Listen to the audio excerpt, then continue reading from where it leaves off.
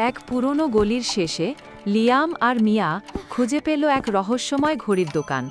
হাজারো ঘড়ির মাঝে একটিই ঘড়ি চলছিল উল্টো পথে। হঠাৎ সেই ঘড়ি খুলে দিল সময়ের এক দরজা। তারা সাহস করে ঢুকে পড়ে ভেতরে। প্রথমেই পৌঁছে যায় ছোটবেলায়। নিজেদের খুদে রূপ দেখে ওরা হেসে ওঠে। তারপর সময় এগিয়ে যায়। ওরা হাজির হয় ভবিষ্যতের এক শহরে। রোবট, উড়ন্ত গাড়ি, আলোয় ভরা রাস্তায়। কিন্তু হঠাৎ সব থেমে যায়। মিয়া চুপ করে বলে, সময় তো শুধু ঘড়ির কাঁটা নয়, এটা অনুভবের বিষয়। সে গাইতে শুরু করে ছোটবেলার সেই গান। লিয়াম তার পাশে দাঁড়ায়। ধীরে ধীরে সময় আবার বয়ে চলে। আলো জ্বলে ওঠে। সবশেষে ওরা ফিরে আসে সেই পুরনো দোকানে।